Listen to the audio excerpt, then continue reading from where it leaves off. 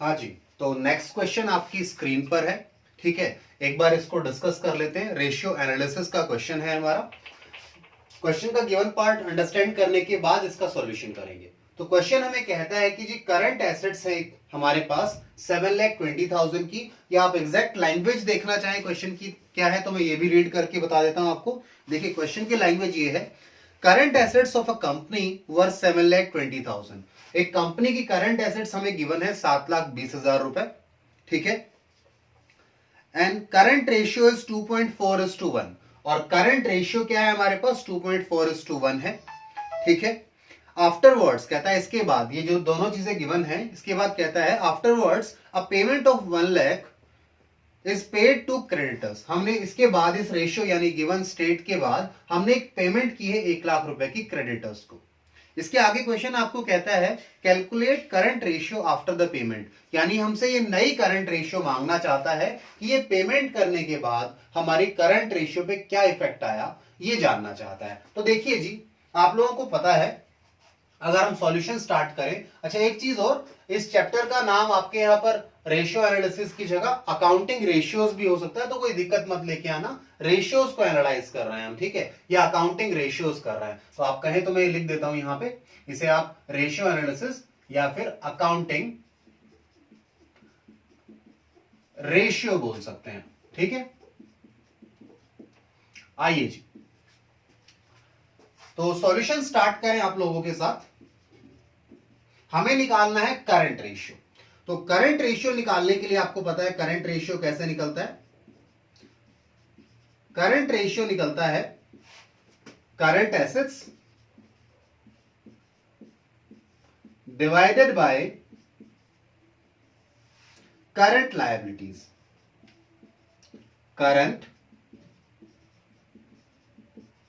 Liabilities, ठीक है जी, current liabilities से। अब देखिए जी, हमें करंट रेशियो निकालना है नए वाला। तो पहले का क्या था ये देखिए हम, यानी पहले कितने करंट एसेट्स थे, कितने करंट लायबिलिटीज थे, उसमें से ये जो पेमेंट किया है उसका इफेक्ट क्या आएगा। तो देखिए जी, हमारे पास ओल्ड करंट एसेट्स गिवन है, हमारे पास ओल्ड करंट लायबिलिटीज नहीं है। तो आइए जी, सबसे पहले तो निकालें हम लोग, ये तो यहां पे आंसर करना ही है, हमने नई करंट रेशियो निकालनी है। इसे मैं लिख भी देता हूं, जो करंट रेशियो हम जो निकालेंगे ये न्यू वाला निकालेंगे। ओल्ड हमारे पास गिवन है, ये ओल्ड रेशियो गिवन है। ठीक है, तो आइए सबसे पहले कैलकुलेशन करें, कैलकुलेशन ऑफ करंट लायबिलिटीज करें। करंट लायबिलिटीज ओल्ड यानी एग्जिस्टिंग अभी कितनी है करंट लायबिलिटीज, इसके बारे में बात करें। तो देखिए क्वेश्चन ने आपको बताया है कि उनकी जो करंट रेशियो है, करंट रेशियो वो है जी 2.4:1, यानी कि current assets divided by current liabilities. Current assets divided by current liabilities कितना है, 2.4/1। अच्छा करंट एसेट्स हमें पता है तो हम करंट लायबिलिटीज निकाल सकते हैं, यानी आप कह सकते हैं देयरफॉर कितना है ये 7,20,000 divided by current liabilities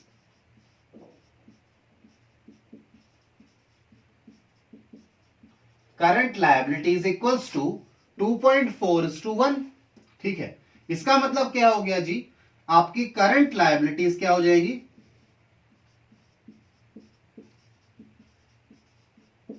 current liabilities equals to क्या आएगा, ध्यान से देखिएगा, 7,20,000 डिवाइडेड बाय 2.4। देखिए जी, ठीक है, तो करंट लायबिलिटीज मुझे कैलकुलेट करके बताओ कितना आएगा। 7,20,000 को आप 2.4 से डिवाइड कीजिए, कितना आ जाएगा जी, 3 लाख रुपीज। ठीक है, तो आपकी करंट लायबिलिटीज ओल्ड कितनी आ गई, 3 लाख रुपए। ठीक है, ये जो करंट लायबिलिटीज आई है ये ओल्ड आई है, यानी एग्जिस्टिंग आई है। अब सुनिए जी, नाउ अब अगला पार्ट जो है ये समझिए, impact of payment, impact of payment to creditors on current assets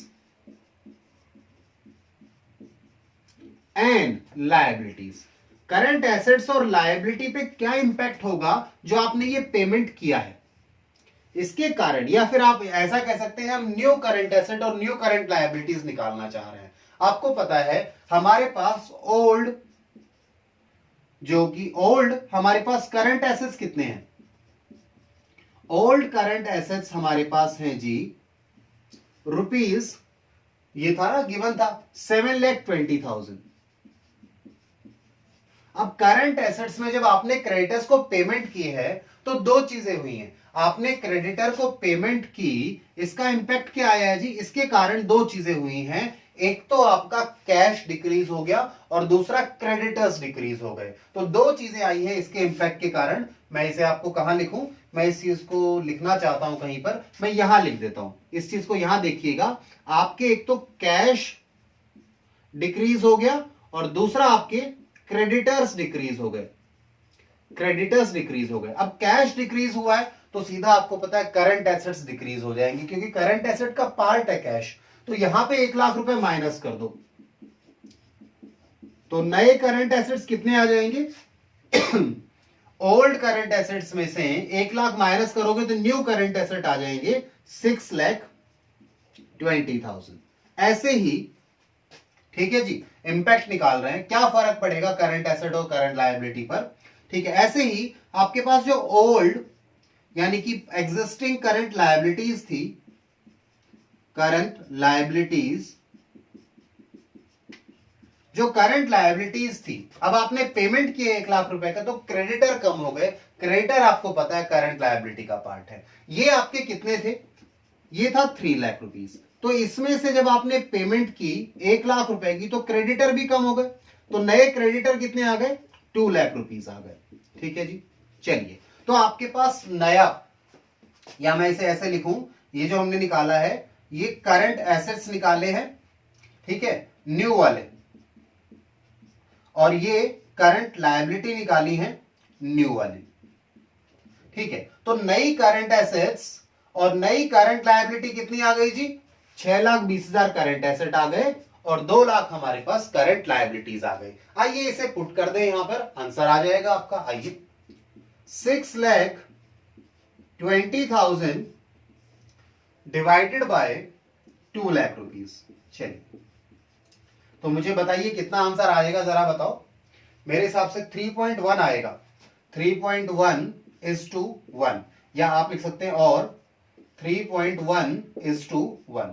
ये आपकी करंट रेशियो आ गई। चलिए जी, तो इसे आप नोट डाउन कर लीजिए, फिर हम लोग नेक्स्ट क्वेश्चन स्टार्ट करेंगे आपके साथ। ठीक है जी, आई होप क्वेश्चन समझ में आ गया होगा। ये गिवन पार्ट था, यहां से हमने आंसर स्टार्ट किया था। ठीक है, करंट रेशियो बताया था कैसे निकलेगी। फिर हमने कहा करंट रेशियो में एसेट्स तो हमें पता है, लायबिलिटीज नहीं पता, तो हमने पहले ओल्ड लायबिलिटी निकाली। उसके बाद हमने देखा है जो ट्रांजैक्शन हुई है, पेमेंट किए क्रेडिटर्स को, इसमें से क्या इंपैक्ट आया इनका, और फिर जो इंपैक्ट के बाद करंट एसेट और लायबिलिटी नई वैल्यू आ गई, उन्हें हमने यहां पुट किया और अपना आंसर निकाल लिया। ठीक है, तो आप इसे नोट डाउन कीजिए, फिर नेक्स्ट क्वेश्चन करते हैं।